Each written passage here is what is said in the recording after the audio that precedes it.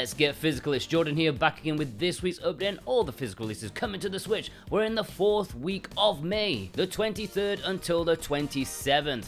Remember, once we get to 100,000 subscribers, we're giving away a Nintendo Switch OLED model, so subscribe because we want to get there as soon as possible. This week's episode is sponsored by Sakuraco and Tokyo Treats. Remember, we showed off Sakuraco's March snack box. We showed how refined one can be with yummy, traditional, local Japanese snacks on a monthly snacky basis.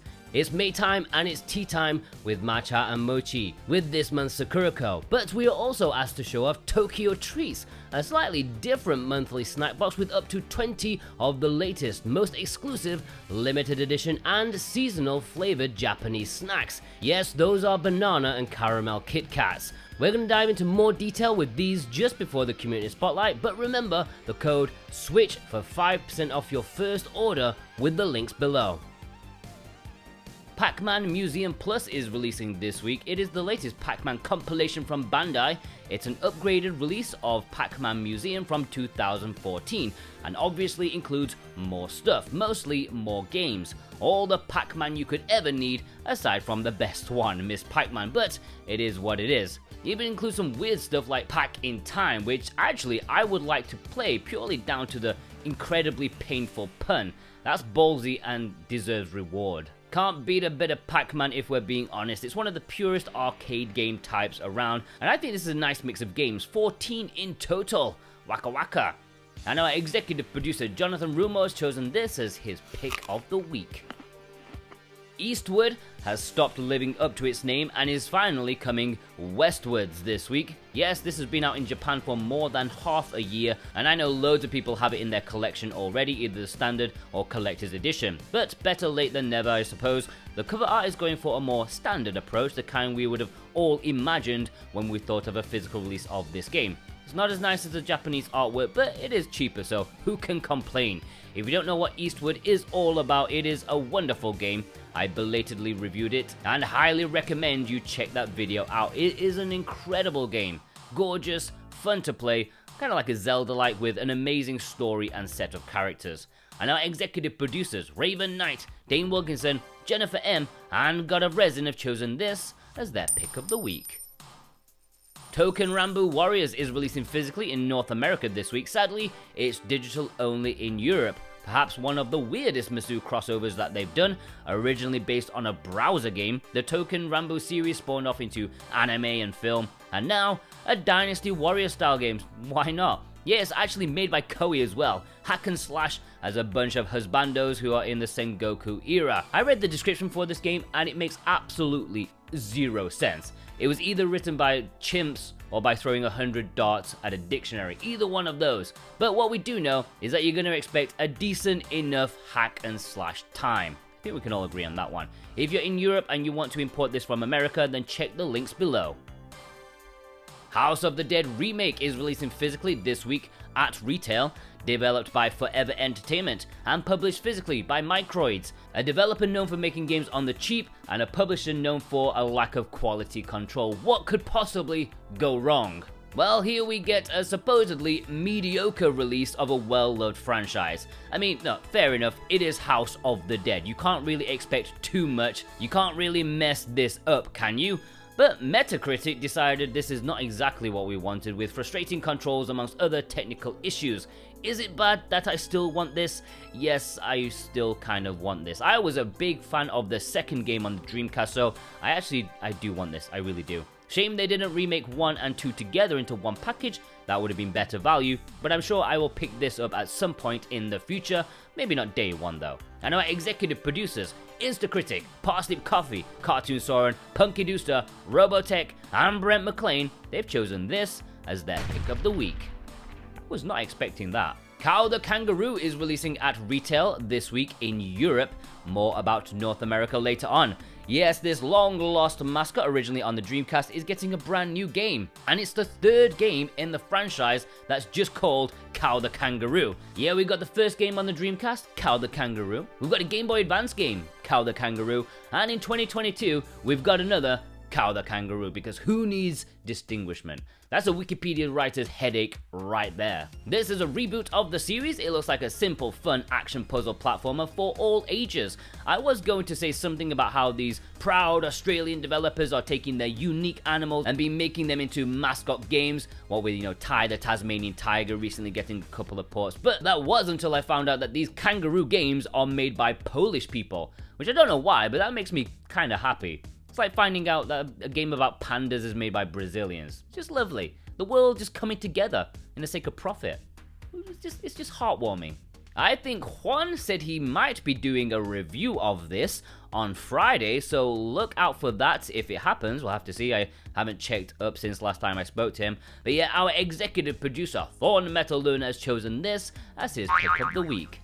My Little Pony, a Maretime Bay adventure. It's unbelievable that it's taken more than 5 years for the Nintendo Switch to get a My Little Pony game. Back when I first started making this series, I was talking with Juan and James about how to develop it, make it a little bit better, what features we could do, and we did consider having those two chime in on a weekly basis, like their pick of the week, basically. Kind of like how we do the bargains. I do my bargain of the week once in a while. And yeah, actually, I just told them maybe not, because, not every week is a golden week. And at some point, one of them is going to have to pick My Little Pony as their game of the week. It's only taken 2.5 years, but it's finally happened. This looks to be a simple platformer minigame filled time that kids who are fans of the show will probably enjoy. It's by Outright Games, of course, and our executive producer, an unashamed brony, JCross7776, has chosen this as his pick of the week. Classic Racers Elite is releasing in Europe this week, not entirely sure about North America. This is one of those games that's had a placeholder release for literally years, since I first started making this series. But I think now might be the time, maybe. It's published by Funbox Media, which says all you need to know, really. I can't possibly imagine this being good, but I still kind of want to get it. It reminds me of those Dreamcast racing games where the graphics were just starting to get decent, but still quite colourful and arcadey. But yeah, I doubt it. I doubt it's any good. Before we get into the low prints, I just want to give a shout out to VN Paradise, my second channel. I always talk about it. It's probably going to be a busy week over there. We might have 3 reviews going out this week, maybe. All Switch related, 2 of which have a physical or will have a physical release. If I have time, there will be a review of 13 Sentinels Aegis Rim. A bit belated, but we do really want to tell you how amazing it is. Also, a brand new Arcade Spirits game is releasing digitally next week. The physical is a month later, but I think we will have a review of that. It just depends on our reviewer. I don't want to pressure them on a deadline, but yeah, it may be this week. We'll have to see on that. So yeah, please head over to VN Paradise and subscribe, and please watch those videos when they appear. Alright, the low prints. They Always Run is a game I missed last week because Red Arc Games announced it about, 5 minutes before last week's video went live. This is a rather spiffing looking side-scrolling action game about a dude with 3 arms. Just imagine what you could do with 3 arms. Why has evolution failed us? I mean, you could wash the dishes and eat a biscuit at the same time. I actually quite like the look of this one. The gameplay seems a little bit stiff, but the visuals are really captivating. Reminds me of the old cinematic platformers like Another World or Flashback. Slightly over-animated main character. I'm down for this one. It's getting a release in North America via Video Games Plus, and you can also get it in Europe, of course. And even Red Art Games' website, there is a standard edition and a collector's edition that you can get 10% off with SwitchWatch 10. And our brand new executive producer, Precision Plague, has chosen this as their pick of the week. Breakers Collection is Strictly Limited Games' latest release. I think we all expected this one after they did so well with the Visara collection from the same developers. But personally, I thought this project was on hold. I thought the developers were having some issues, but it's here, it's finally here. A bunch of Neo Geo fighters brought back from the dead. Breakers and Breakers Revenge. Both were from Visco, who are currently laughing their way to the bank as indie developers license their properties. We've already had the Visara collection, Androdunos, Ganryu. I'm waiting for a Drift Out collection. Come on guys, that's what I need. Cubites, Pixel Heart, just one of you. Get the license for that. It'll probably cost like a packet of pork scratchings. I will donate it and you handle the coding because I really want some Drift Out action on my Switch. There is a standard edition and a collector's edition with plenty of copies available. Like so many. Azure Striker Gunvolt 3 is surprising absolutely nobody with this limited run distribution release. Yes, if it's by Inti Creates, you can bet limited run traded in their mothers for the exclusivity. This is a badass looking game. I've never actually played the Azure Striker games. The series generally confuses me, but I loved the Luminous Avenger one released not too long ago, and people generally feel like this series is even better. Yeah, side-scrolling action goodness. If you long for a Mega Man-like game, well, this is it, ladies and gents. So I've heard. You can get a standard edition or for double the price, a collector's edition with a soundtrack and an art book. And our executive producers Boombox and Elissa have chosen this as their pick of the week. Cow the Kangaroo is also under Limited Run's banner this week. Yes, this game is retail in Europe, but Limited Run got their dibs on the North American release. I don't really need to say much more about this one, do I? You can pre-order this at some point this week. I don't remember. Sword of the Necromancer is their third game this week, limited run, and perhaps the least necessary of the lot of them. This was released in Europe ages ago, which also had better artwork than this one, but hey, if you only buy ESRB releases, then I guess you'll probably be happy. This is a decent, but definitely nothing special, dungeon crawling action RPG, where you can revive fallen enemies to let them fight with you, which is a neat enough idea. I haven't played it, but it sounds good, although the reviews are just kind of, whatever. May 24th, you can pre-order this distribution title from them. A Monsters Expedition plus Earlier Adventurers is available for pre-order at I Am 8-Bit. This is their exclusive version, but apparently, like many of their games, it should be available at retail in North America later as well. I don't think Europe is getting this one. But yeah, even that North American retail release gets less nice stuff or something. This is a 4-game package with the feature game, plus Cosmic Express, A Good Snowman is Hard to Build, and Sokoban. They claim over 100 hours of puzzling goodness, which sounds like a decent deal. If I'm gonna be scratching my head and confused, it better be for at least 100 hours, no less. Although they're probably stretching that time a little bit hard. If you just want to like normally complete these games, it's probably more like 30 hours. Or maybe they just assume their customers are thick as pig shit, because you know, us collectors, we're not the smartest people generally. We spend all this money on pieces of plastic because we're idiots. It actually looks like a lovely package. And our executive producer, Alexander Cato, he's played the first game before and he highly recommends it. It's his pick of the week. Before we get into the imports, I want to have your thoughts on another project that's been in my mind for the past couple of weeks. I am a big fan of long-form videos, documentaries, video essays, like big analyses. I don't have a lot of time to watch YouTube, but when I do, it's usually those kind of videos, long-form videos, an hour at least. And this past week, I've been playing one of my favorite games of all time, Suikoden. And it's safe to say that I've been inspired to make an overly long video reviewing it. Maybe an hour or two of me analyzing, going through the game, going point by point, and giving a really in-depth retrospective about a game that I absolutely love. Even talking about things that don't actually work, because it's not a perfect game, of course, and obviously, I'll be throwing in a couple of jokes along the way. I'm only 4,000 words into writing it, but there's already a boob gag in there, so don't worry about that. Things are going well. Would you be interested in watching ridiculously long game retrospectives from me? That's the real question there. Not only Suikoden, but I also want to do a massive video analysis essay thing about Azure Dreams, Resident Evil, Skies of Arcadia, maybe Red Faction, plus loads of other games that I might not have played before, but I want to play, and maybe even games that I hated back in the day, like Suikoden 4. I hated that game, but maybe I can go back and analyze it and see what actually went wrong, and do I think differently like 15, 20 years later. Now obviously, most of these are not Nintendo related, so I would have to make a new channel dedicated doing those kind of videos. And because SwitchWatch will still have like my 100% focus, you know, I'm not an idiot, there'll still be a video every couple of months. VM Paradise is running smoothly and will continue to do so, don't worry about that. I've said it before, but I do want to leave my current full-time job. I have a good job. I should be really, really thankful for the job that I have, but I just don't like it. I really don't like my really good job. I feel I should be thankful for it, but I am not built for the kind of job that I have. Somebody else should do my job, not me. I just sort of fell into it, and I've just been here for 10 years.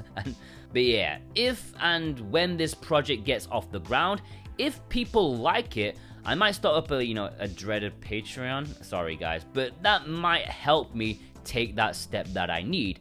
If that works out, maybe I could make them more frequently. I would really like to know your thoughts. Would you like extensive video essays about some of my favorite games that I've played in my past? Would you? They're going to be really long, like really incredibly painfully long. Obviously don't watch them all in one go, but I would just like to talk about them. Make you laugh sometimes, but also make you think. Also, what should I call that channel? Should it be something as standard as Jordan's Game Retrospectives or something else? Steambot Gaming. What do you think? I really want to know your thoughts on this, okay? Because I'm gonna do it. I'm gonna do it at least like the first video. I'm gonna do the first video at least, the Suikoden one. And if that takes off or, people enjoy it, then I will do Azure Dreams and Skies of Arcadia and more.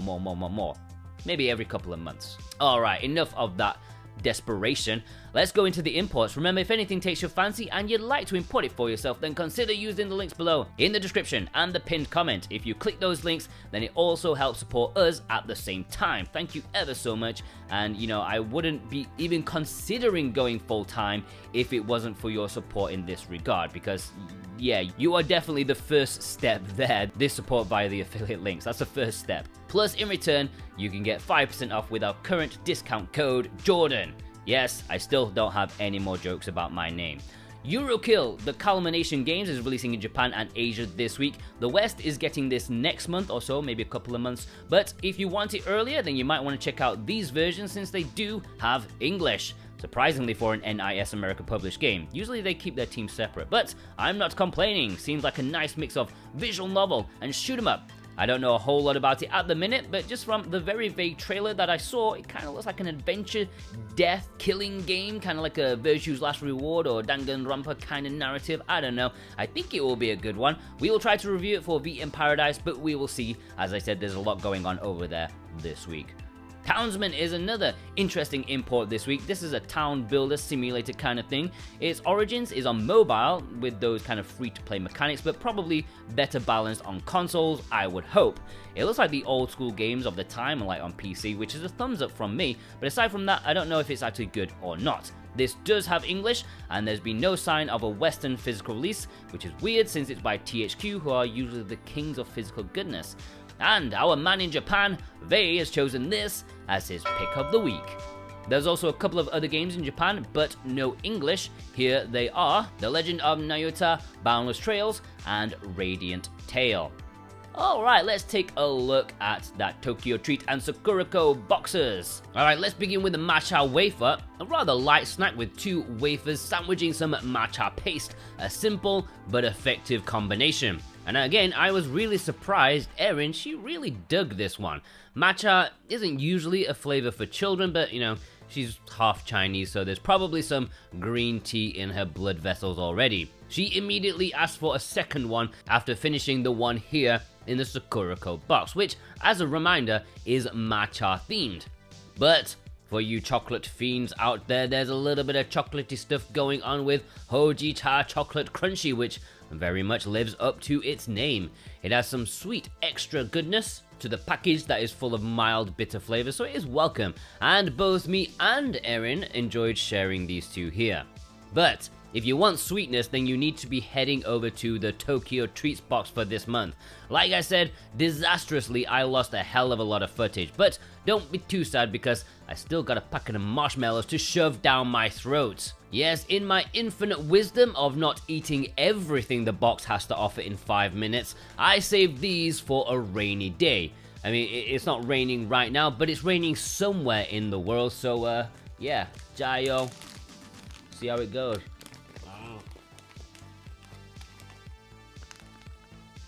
Very good.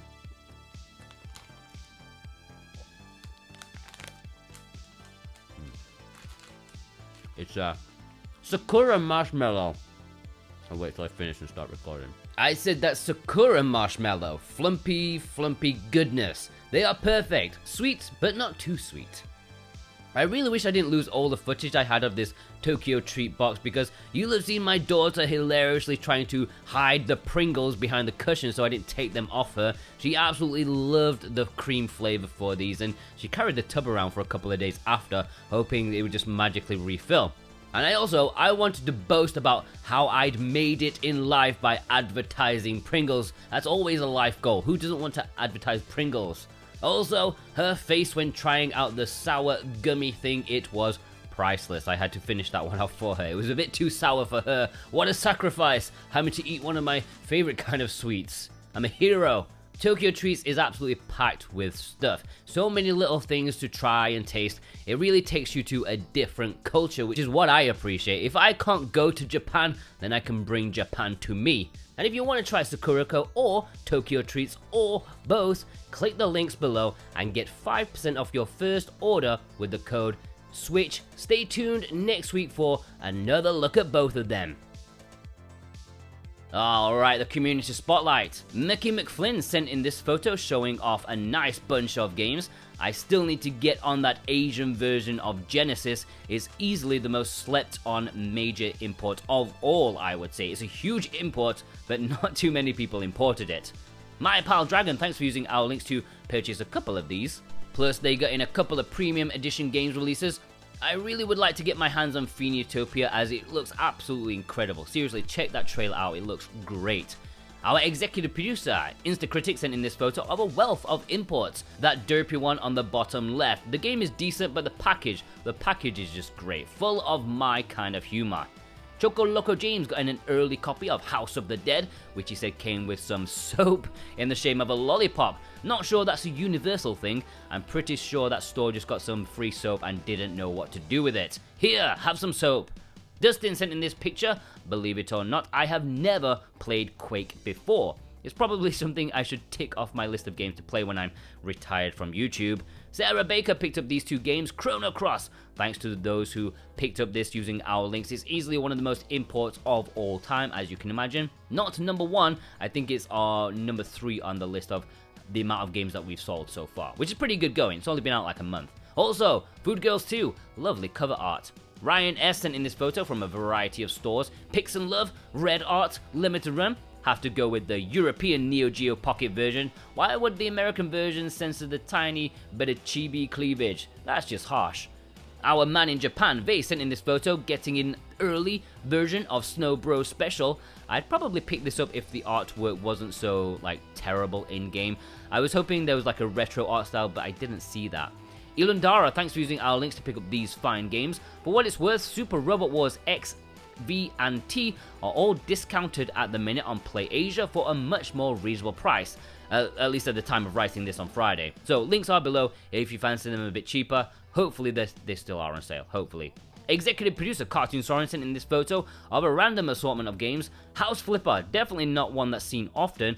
Also weird to think about, of all the games, that's got a collector's edition from Signature. That's just a weird choice. Executive producer Issa sent in this photo. They got in the artist's edition of Pode, which is just lovely. As you probably all know, I'm not a big fan of collector's editions. I only need a soundtrack and I'm golden. But this is really, really nice. Shame it only released in Europe. Dankzilla, thanks for using our links to pick up this wealth of shmup imports. I guess Pocky and Rocky could be considered a shmup if you've been smoking something funky, but hey, just look at that magnificent box art all round here. Those two M2 Shot Triggers packages, seriously, they could and should be epic posters to hang up. That's just amazing. Starvey, thanks for using our links to pick up this bunch of top-notch games. See, Tasamachi, soundtrack, art book, free, just if you pre-ordered. Western companies is so greedy sometimes. Dame Fortuna showed off the 2 double packs of NIS classics. I really would like to add these to my collection someday. It's a shame Makai is broken, but hey, it's the one I'd be least interested in playing anyways. Executive producer Elisa sent in some VN goodness, a double helping of Food Girls plus the first game's collector's edition, and Oshi Ranbu, the Yuri VN on the right. Lovely artwork. All of these plain English. Executive producer Thorn Metaluna sent in this photo.